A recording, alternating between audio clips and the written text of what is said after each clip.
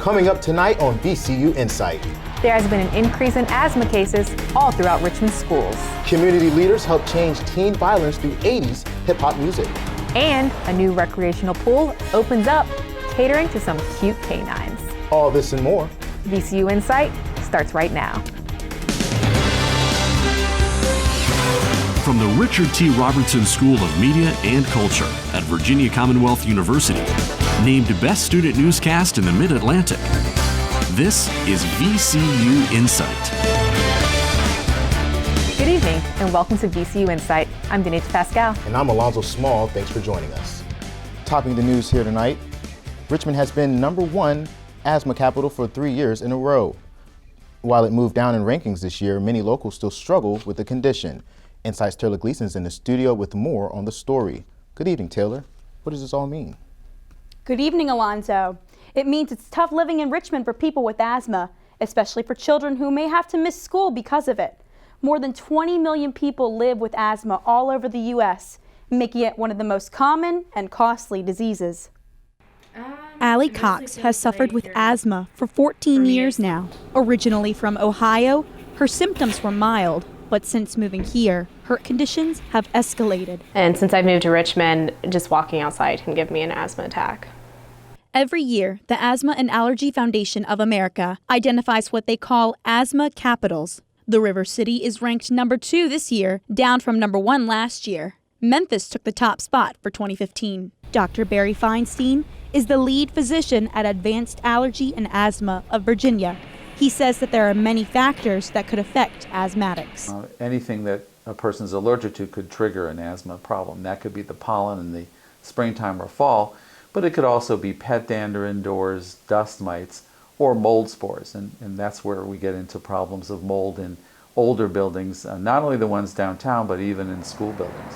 Here at Elkhart Middle School, classes were canceled back in March due to a severe mold outbreak. Since then, the building has been shut down and deemed unrepairable. Nearly 152,000 children in Virginia suffer from asthma. Dora Cottrell is a teaching assistant at Seven Pines Elementary. She has seen the way asthma can negatively affect a student's education. A lot of times when students have health problems, that then translates into their their ability to complete their academics successfully. So if a student's having an asthma attack, then that's a moment of educational time, instructional time that they're missing. That's true for many. There are more than 500,000 hospitalizations annually due to asthma. Dr. Feinstein said he would like to see more asthma-related programs in schools. Back to you, Alonzo. Thank you, Taylor. Right now, there are more police on duty at VCU than ever before. VCU police have increased the number of officers to 92, making it the largest campus police force in Virginia. But there's still more work to be done in order to fully rid the campus of crime. Right now, robberies are low compared to last year's numbers. However, sexual assault crimes are still a big problem on campus. Last school year, VCU police received 13 reports of the sexual assaults, and so far this school year, 11 cases have been reported. No robberies have been reported so far this year on campus. A VCU program that offers classes to inmates is once again teaming up with the Richmond City Jail to help ex-inmates get a better future. This nonprofit organization is called Sanctuary, and it's a place to go for career readiness by taking part in workshops. InSight's Jade Wong reports. Sanctuary opened its doors at the beginning of April, and since then, organizers and volunteers have been working with the community. Glover Ramsur first started taking VCU classes while he was in jail. But as I joined the class and realized that I wasn't, the monster that everyone, portray everyone to be locked up as. After Ramsur started taking the classes, he decided to join a second program in the jail, started by Dr. Liz Canfield with VCU's Department of Gender, Sexuality, and Women's Studies. The jail, the sanctuary, was a place where people could go to relax, to kind of get a brief, respite from the chaos and nastiness that is a jail. Sanctuary now has a location outside of the jail, and it's located right here on Broad Street.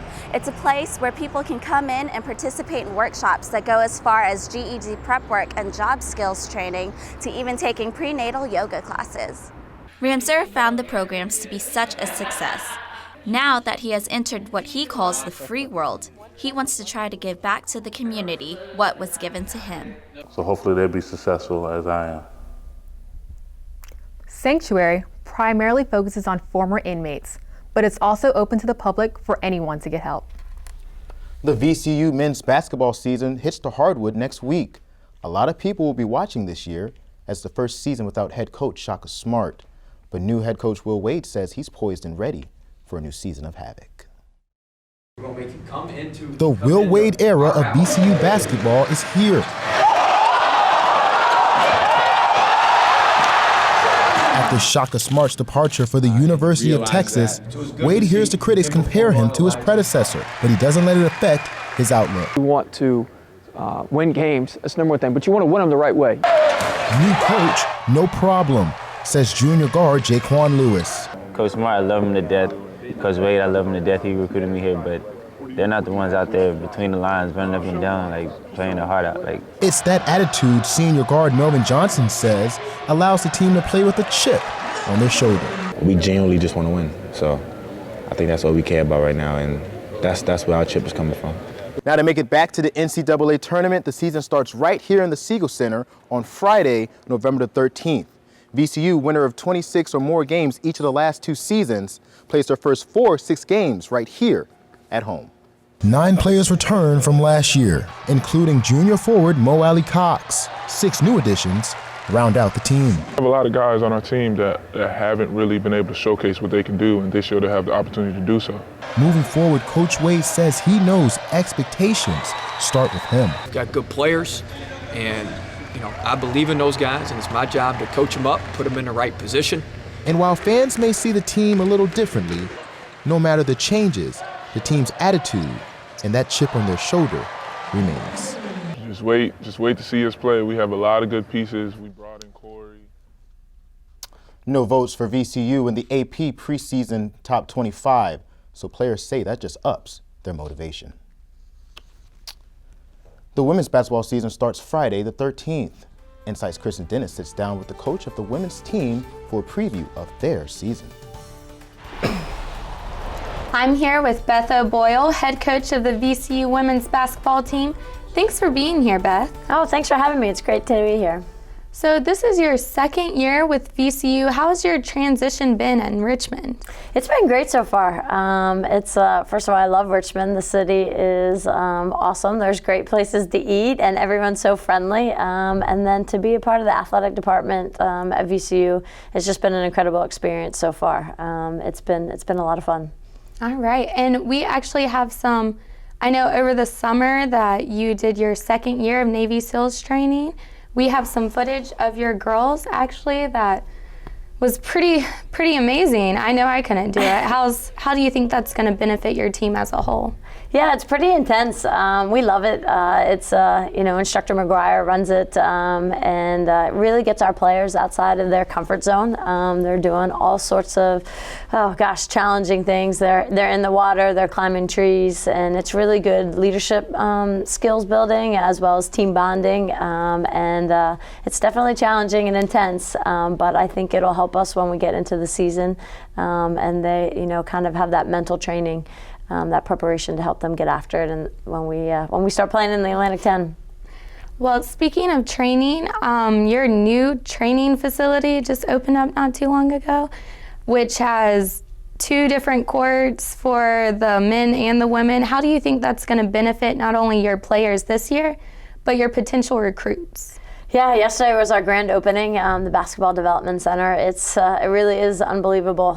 It's completely state-of-the-art. It's a $25 million facility. We, like you said, we have our own side of it is 6 baskets, a film room, an unbelievable locker room and player lounge, and then everything is just state-of-the-art technology-wise. Our filming, our editing system, it's great for what we can teach with our players with the film, and then our strength and conditioning we have our own weight room with the men, and then there's an underwater treadmill for our athletic trainers, and to get our players in shape with getting them in there and running and not having any pounding. It really is. It's probably one of the most premier practice facilities in the country. All right, and Daisy Alazy has done incredible her whole college career here, but she was voted third team for this conference. What do you expect out of her this year? Yeah, Daisy's been, have a great career so far. She's one of our most energetic players, definitely one of our team leaders, but she does a little bit of everything on the court, and I think that's why she was nominated. She scores for us, she rebounds. When she gets assists, our team really does well. So we expect a lot from her this year, but we love her energy that she brings to practice and to the games every day. Well, I know that you still have your starting five, but who are some of the people that we need to be looking out for this season?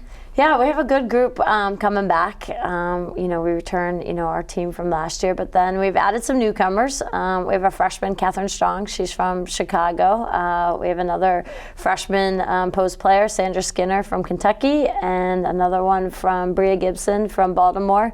And then we have two transfers that I think will be helpful as well. And one is Gigi Goodhope. She's coming to us from Old Dominion. And then Jess Okanoran is coming from Stony Brook, originally from Greece.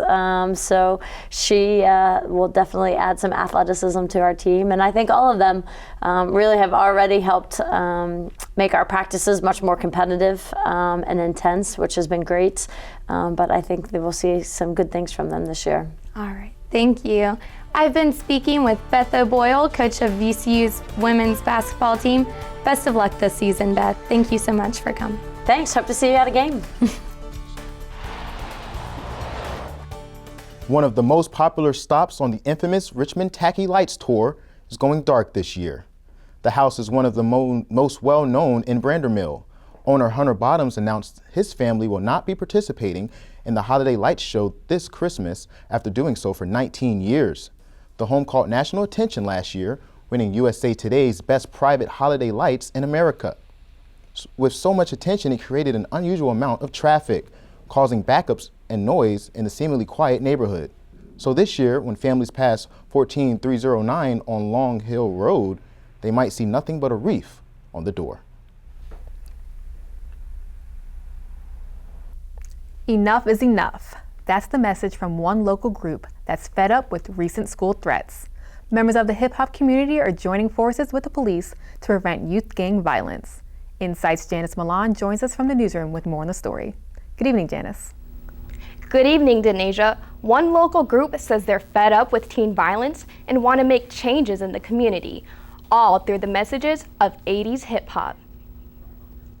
On a recent Saturday, about 30 teens looked excited to be at a library, the Richmond Public Library, as part of the Free Teen Summit 2015. Event organizers brought up topics such as conflict resolution, anti-bullying, and anger management. So it is knowledge and movement together. Vance Chisholm, also known as Minister V, is a local hip-hop artist using music to encourage change. He's organized 5 events similar to this one so far. We're trying to just show them that, hey, there's another kind of music that you can listen to and vibe with it and still have fun with it. It's hip music. Studies show that the average teenager listens to 40 hours of music on a given week. Chisholm says that they just need an outlet to follow. Community leaders gave advice through workshops, skits, and plays as ways to keep kids off the streets. One speaker from Richmond Police, Officer Trishonda Gill, says she works with kids every day and thinks involvement is key. The main message is to keep kids engaged. Parents need to stay involved. It takes the community to raise these children. Children, that Chisholm says, need guidance and direction in their life. The Teen Summit received a grant from Walmart, which provided free lunch for the kids. Chisholm hopes to do the same for the next Teen Summit event, which is expected in the spring. Back to you, Denasia. Thank you, Janice. For 5 years, millions of viewers have enjoyed the hit series Downton Abbey, that airs on PBS. Now, costumes from the show have traveled across the pond and landed in RVA. InSight's Nichelle Pearson took a step back into the past to see how to dress Downton. 2 years ago, when the Virginia Historical Society heard the Emmy-nominated costumes were available, they knew they wanted them. The exhibit is called Dressing Downton. You can see costumes like these, 36 pieces in all, from the first 4 seasons of the worldwide hit series. The show focuses on the lives of a fictional English family, the Crawleys, and their servants. CEO and President Paul Levengood said they wanted to open the gallery with something great and exciting. And bringing these costumes here is a way to sort of spark that interest and that discussion with people about culture and society and all those sorts of interesting elements that come together in the show. Levengood says the costumes are a combination of old and new fabrics. Some are actually from the early 1900s and redesigned for the show.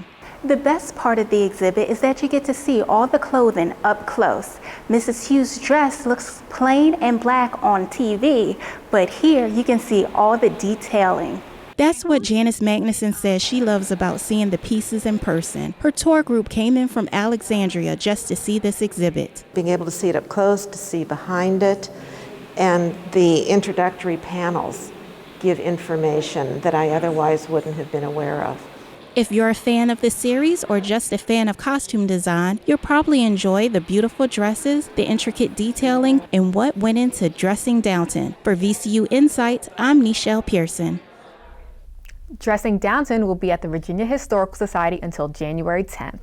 The 6th and final season of the show begins Sunday, January 3rd. Trash and poetry aren't two things that usually go together, but they do in a new program here in Richmond. InSight's Stephanie Zenteno is in the studio with a VCU grad student who came up with the idea. I am here today with John Michael Blomquist, founder of an unusual program here in Richmond. John Michael, welcome. Thank you so much for having me. So, people pick up trash in exchange for poetry. Yeah. Tell me, what's poetry for trash? Poetry for Trash is a gift economy where I build signs that look a little bit like a dog poop station, except they have a big pink heart at the top and a jar full of poems or a nest full of poems. And the way they work is people pick a poem and then they pick up the trash they think the poem is worth, and then they can give their own poems for trash. So we set these signs up by rivers and public parks, and so far we've picked up about 1.5 dumpsters to 2 dumpsters worth of trash, and we've documented it on our blog at poetryfortrash.com. Wow, that's a lot of trash. it's a trashy place in the world. So how did you make that connection, trash and poetry? Well, there's a lot of trash and no one seems to care about it, and I think that's kind of there's a lot of poetry out there, and very few people have access to it. And I was thinking about how people could trade this gift of poetry for another gift. And I think the river and our parks are a gift. And so I started seeing that, there was a lot of trash by rivers and parks, and I was wanting to know how could I make that valuable. So trading it for poetry. So we have a video. We hosted an event a couple of weeks ago. Could you tell me a little bit about the event? Yeah, so we wanted to do a Poetry for Trash potluck pickup party. My instructor, John Fryer, who I'm doing this independent study with, he inspired the idea a year ago, and we did one. And so we decided to redo that, and we brought out a bunch of people who came and picked up trash, and we had some professors and some people just picking up poems, reading poems, and sharing that gift. And can we talk a little bit about the design? Yeah, the design is... heart. The heart, yeah. So the heart's disarming. That's, I think, the main reason why I want to use the heart. And what we would do is I would originally write poems and then just put a heart on it and say Poetry for Trash on it. But John Fryer had said, you need to make an object that's going to be recognizable and not be considered trash. So I think poetry is the solution to pollution, because we have to look within our hearts, and that's the power of poetry, is it can purify us from the inside out, and that's my hope with Poetry for Trash, is just have these big hearts up in rivers and public parks. Can we talk about the future? Yeah, absolutely. What are your plans? Well, 4 years ago I told my fiance that we should visit every public park in the country, and my hope would be to see one of these signs up at every public park in the country. And so any city that cares about literacy and pollution, I'd like to see them up in those cities. Okay, and lastly, tell me real quick about the Folk Festival. The Folk Festival was a huge success. It was actually kind of funny. I set up the sign, and the first person that came up to me was the guy that was running the show, and he said, "Hey, you can't put that there." And I was like, "Can I tell you about my project?" And he says, "I know who you are. You're the guy that sells poems in malls." So in other words, it was a huge success. Yeah, he ultimately, I told him about the project, and he said, "You can have that sign there." I've been speaking with John Michael Blomquist, founder of Poetry for Trash. Thank you for being here, Michael. Cool. Thank you. Looking for a little escape? Well, a Richmond business in the first of its kind in our area to offer folks a unique way to get out, but it may not be what you're thinking. AC Stokes has the story.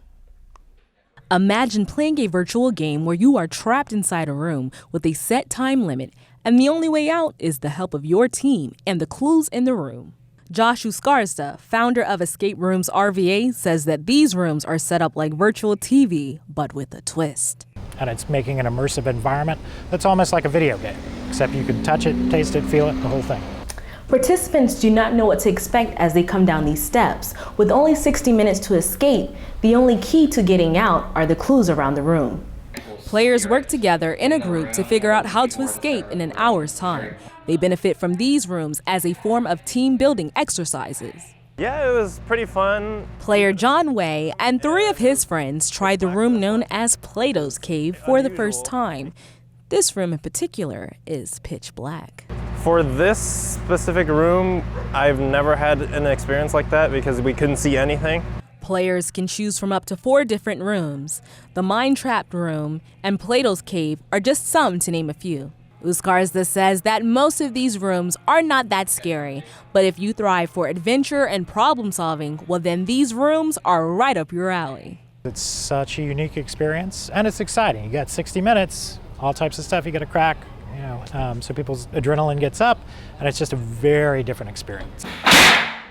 We didn't show the rooms in order to avoid exposing the secrets, but that sound that you just heard is the sound of a door falling as a group finally cracks the code and escapes. For VCU InSight, I'm AC Stokes. Escape Room RVA is located on 3 Chop Road on the back side of the Village Shopping Center. Rooms book quickly, but you can book on their website up to 3 months in advance. On November 1st, the Cultural Arts Center at Glen Allen hosted El Dia de los Muertos, or the Day of the Dead. The Day of the Dead is a celebration of life and a time to honor the dead. Over 400 people came out to celebrate the holiday with friends and family. Food, crafts, and entertainment were available for guests while the Richmond Ballet's Mind in Motion, Team XXL, performed. Adults and children came dressed up in the traditional costumes.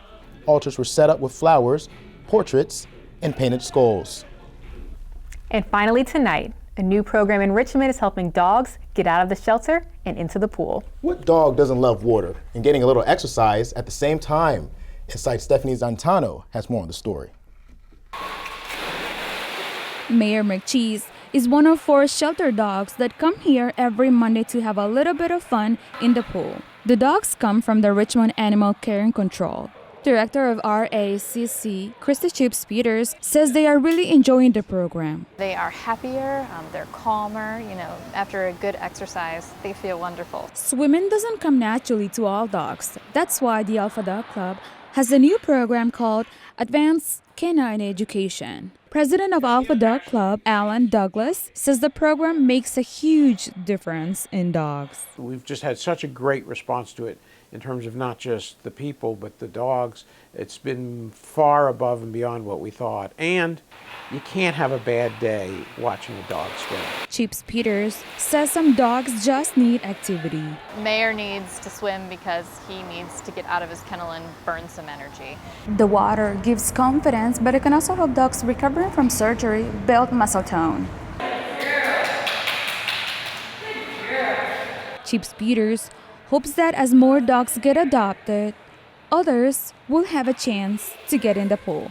I hope to continue, honestly. Maybe we add another day, but it's just a tremendous program for the outreach alone, for the animals. And just watching Mayor McCheese having fun puts a smile on people's faces. For VCU InSight, I'm Stephanie Zantano.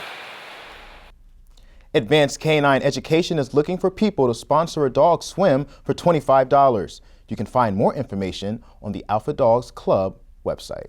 That is such an awesome story and a great program. Yeah, dogs are $25 for swimming. I think it's pretty not bad. cool. I think it's awesome.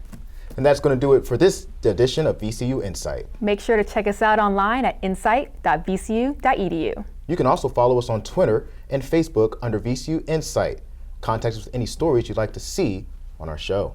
And if you missed it or you'd like to watch past shows, we're on YouTube under VCU InSight.